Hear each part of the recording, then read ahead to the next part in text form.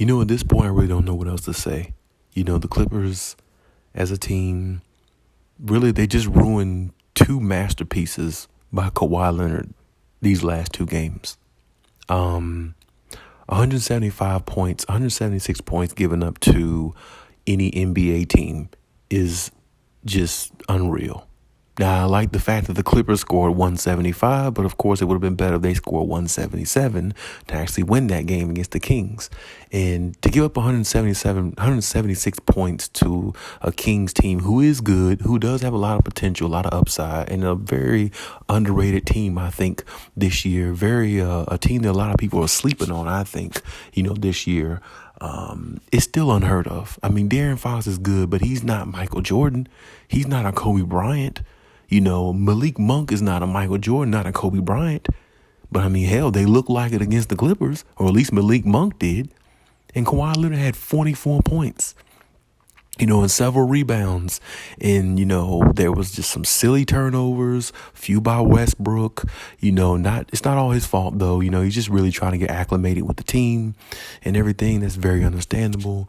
And then you have, last night's game, against Denver. And, Jokic goes for a 40-point triple-double. He's pretty much, solid who he is. He's pretty much just a juggernaut. He's hard to deal with because he's kind of really, very versatile. And the fact that he plays that one speed, and the fact that he doesn't even really look like he can pick up a goddamn basketball and play it nowhere near the level that he can play or at the level he can, I think he just throws people off mentally. It throws off their psyche when they play against Jokic because they just don't know how to take him because he doesn't even look like he can play basketball. He looks like just a regular guy. You know what I'm saying? But, he can really hoop, so I give him credit, shout out to him, but I still don't like him, but I still give him credit. He is a great player, and no doubt about that. And he might just be on his way getting his third MVP, which is good for him. But at the same time, if you're not winning championships with those MVPs and getting all that, it doesn't mean a damn thing to me. But regardless of all that, you lose to a Denver team. Reggie Jackson definitely, I know he's not looking for any revenge or anything like that, but I mean, the fact that, he, is on the Denver Nuggets now, he definitely probably enjoyed that victory simply because, he probably felt like, he shouldn't have been traded from the Clippers. And I guess that's just somewhat a little bit of a revenge, for him, even though I know he's really not that type of guy, or I feel like he's not anyway.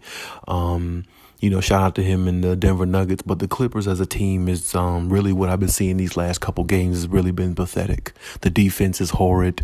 They're not getting back. They're not rotating the way they're supposed to. They're just not playing the way they're supposed to. And, Russ had a good game, last night against the Denver Nuggets. I think it was, I think he had 17 or... Yeah, that's right. It was like 17 and 5, I think he had. And, Kawhi Leonard had another masterpiece, 33 points, 6 rebounds. I mean, Kawhi has really been playing very good since, pretty much almost the start of this new year. I mean, Kawhi has really been, putting in that work and really been playing at a high level and really been playing like the superstar that we all know that he is. But it's like when you look at this team overall, and some of the things that goes on with this team at times, I just don't understand it. I'm not sure, I'm not sure what it is with this team, really. I don't know if it's Westbrook's presence being there or whatever the case may be. I just find it hard for this team to win a championship with the way they play up and down all the time. There's never really no consistency, and I can only imagine what Kawhi is thinking. Russell Westbrook's on a team with him. He's in the starting lineup. And, when Russell Westbrook's on the floor, you kind of just wait for turnovers to happen because they're going to happen. They may not happen this game, that game, but they're going to happen. And like I said, he's already had a few questionable ones. And, honestly, Paul George, I don't like Paul George handling the ball. I really don't. I mean, Paul George makes silly mistakes, silly turnovers at times himself. And I really don't think him and Westbrook should be on the same team because I think that's just a disaster waiting to happen, in my opinion, which is the reason why I didn't want Russ to come there. Or should I say one of the reasons why I didn't want him to come, because I knew it would be a lot of, not not good basketball being played. You know what I'm saying? Because when they played together in OKC, they played good enough to make the playoffs. They had a lot of splash plays, all those things, but it wasn't winning involved. They got eliminated like in the first round. You know what I'm saying? I think against let me see, Damian Lillard, shout out to him, who scored 71 points last night. Huge game for him. But I think they got eliminated in the first round against the Portland Trail Blazers, because it's like they just played take-turn basketball and there was really no structure in their offense. You know what I'm saying? They just were supremely talented, gifted guys who were out there on the court who can score, but they really didn't have the chemistry enough to build to put them over the hump and make them a better team or a championship team, or at least a team that can make it that far. And I feel like they're going to bring them same type of attributes to the Clippers. And Paul George is just, I feel like he's going to feed off a lot of Russ's energy since he pushed for Russ. And I like I said, I just don't, I don't know about this team. I really don't, and I just don't, I don't see it, but I'm not giving up on this team. Not at all, but it's close. It's close, man, because, it's, I just don't see it. Paul George and Russell Westbrook together with Kawhi Leonard. I mean, Kawhi is so opposite of those two players. I just don't see how it's really going to work. You know what I'm saying? I'm hoping that it does, for their sake and the team and everything, to see them, have the success that a lot of people think they can have, which is win a championship. But it's going to be very tough. I mean, Russell Westbrook's coming into a starting lineup of a team that's supposed to win a championship.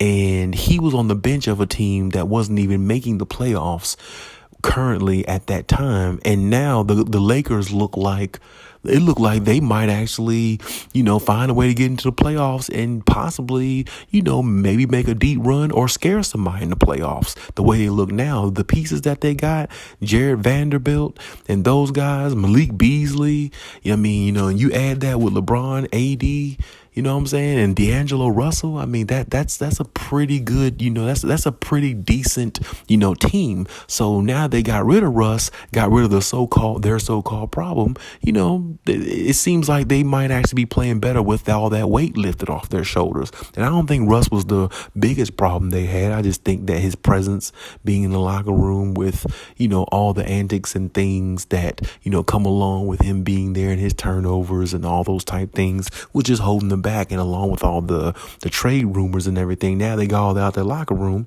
Maybe the locker room is clear now. But as for the Clippers, they're going to have to find a way to put all this together. They really going to have to, because if Russ is going to be your starting point guard, like I said, I don't know how you win a championship with Russ being, on your team as a starter. I just don't know how you win a championship like that, because like I said, Russ is going to have good games. Nothing was his fault last night in that game, but going forward, it's going to be the same thing you saw with the other LA team. You're going to see him have good games, and then you're going to see him have horrible games where he's getting more turnovers than assists, so it's like, and then you got Paul George making silly mistakes, doing silly turnovers himself, like that one where I think Eric Gordon stripped the ball away from Jamal Murray when he was going in on the fast break. Paul George gets the ball and does a bounce pass to Eric Gordon, who was actually running up the court, to get set, get back in his, get back to the perimeter, get back in his set so Paul George could bring the ball up court. Paul George makes a huge dumb turnover at that time when, the Clippers were trying to really get a little momentum, get their footing, and try to maybe make the game a little more interesting, I think, in overtime. So, and it's like, and that's what I'm saying. I feel like him and Russ just might feed off each other, and just the energy around this team hasn't been right to me. And to be honest with you, Kawhi Leonard's energy doesn't look right to me on this team. It just doesn't. It doesn't look right at all. He looks like he's just really kind of, moping around, just seeing how things go and just dealing with it for now. I mean, I don't know what Kawhi is thinking. Nobody does. But at the same time, he just doesn't look really happy. He doesn't look like he's in an ideal situation. And it's like showing in his facial expressions. It's showing in some of his post-game interviews to me. And like I said, I just really don't know about this team. And like I said, Ty Lue, his adjustments, they're going to have to be damn well good if this team, they're going to have to be very damn good if this team plans on winning a championship. Because I don't know if they can win one with Russ in the starting lineup. And if he comes off the bench if they do decide to do that going forward, they got to make adjustments on the fly, and they got to be able to adapt to some of these better teams, these teams with better competition, because these teams are giving them hell. And Jokic he always kills the Clippers, but damn, so does Michael Porter Jr. And Michael Porter Jr. is a really good player, but I don't think Michael Porter Jr. should be dropping 30 points along with Jokic dropping a 40-point triple-double against a team that's got two great defensive players, or at least one in Kawhi Leonard, and you got all these other players who can play defense. You got all this depth on this team. You added Bones Highland. You took him away from the Denver Nuggets, where, he actually was playing good at one point. And, you added a couple other pieces. I like Mason Plumlee. He played really well. I like what he brings. Hell, he should be starting the game over Zubac from what I'm seeing from him. But regardless, I like Eric Gordon too. And that's what I'm saying. You got all this depth and all these pieces, and you're giving up 176 points to a Kings team who doesn't even really have a superstar. I'm lost.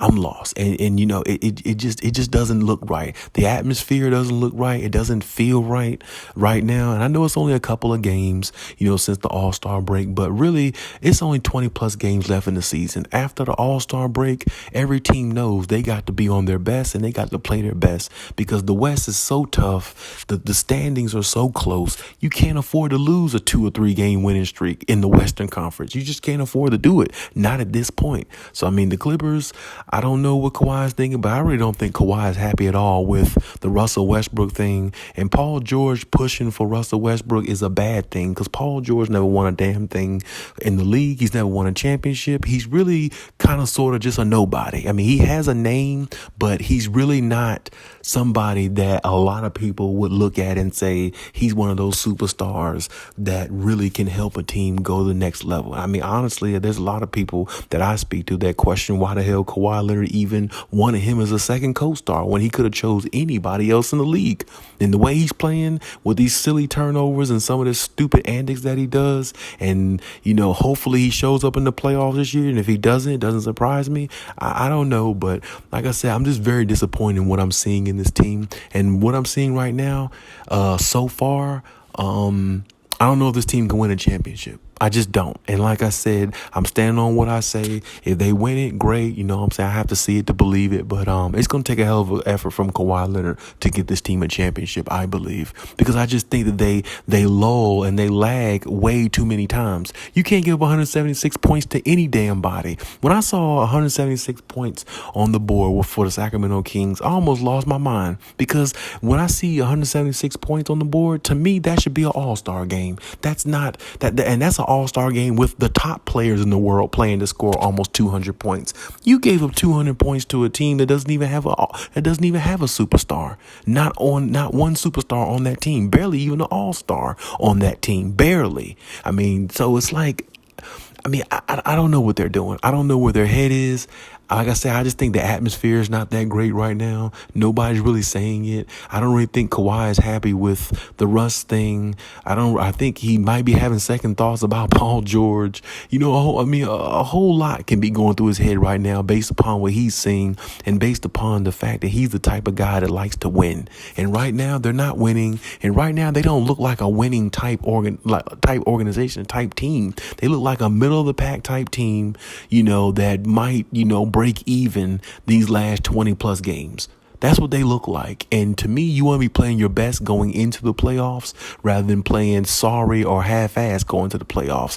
And right now, from what I saw last night and against the Kings, which made me throw up in my mouth, I just don't know where this team is going. And I don't know if I can watch them too much longer, because I don't know how much more of a masterpiece Kawhi needed to have against a Kings team where he looked good. Paul George had 34. Russell Westbrook had a triple-double almost. I don't know what else to say. When you got 3 stars like that on one team, you should be able to beat a Sacramento Kings team and not give up that many points. It's just no way possible in my mind. That's crazy. And then you followed up against the Denver Nuggets where you give your Jokic gets a 40-point triple-double. He's definitely unstoppable. But at the same time, Kawhi gives you 33 points and he shoots like 70+% from the field, and you find a way to lose that game. Paul George, he started off a little slow, but his offense always usually picks up, at some point during the game. But like I said, some of his silly turnovers just really hurt them. I know Russ had 2 turnovers against the Nuggets, but still, like, it's when these turnovers happen. It's not the fact that they're happening. It's the fact that when they happen, they're happening at the unopportune time. That turnover that Paul George did happened in the fourth quarter or overtime. The one that Marcus Morris made where he was trying to pass to Kawhi after the Kawhi got the rebound and passed it up. That was in overtime where Jokic got the steal and threw the alley to Bruce Brown. See what I'm saying? It's when these turnovers happen that's hurting the Clippers. And they're going to have to figure out a way to get better if they want to win. Because if they don't, they're not going to win and they're not going to go far in the playoffs. It's just going to be another disappointment for them. And if it's a disappointing season for this team this year with championship or bust expectations, you best believe it's going to be a lot of roster changes going into this offseason. And you know something? It really might start with one or two of the star players on that roster. And I can tell you now, if Kawhi's not happy, I just don't believe he's going to stay. I really don't. So, Clippers fans, I hope that this team gets it together. I hope, Westbrook's presence, is felt and it helps this team. I hope he didn't jinx this team by coming on here and now they find themselves playing down to their competition, or playing less better than what they were. Hopefully, he didn't jinx this team or something like that. But regardless of the situation, I wouldn't even blame Russ. I would blame Paul George because he pushed for it more than anybody, and he hasn't won a damn thing. And he basically might have ruined the Clippers with this decision. He really might have. We got to see how it pans out. But right now, I'm really shaky about it. I really don't know. And I really got to see more because, what I've seen these last couple games, I'm almost to the point where I don't even want to see anymore from the Clippers. I really don't. But I'm going to watch anyway because there is some level of hope there. But it isn't much. It's closing very much with me. So that window's closing a lot with me. So we'll see what happens going forward, though. But either way, hey, that's my take on everything. You leave any comments in the comment section. Let me know what you think. And also hit the notification bell so you get the newest content. And hey, till next time.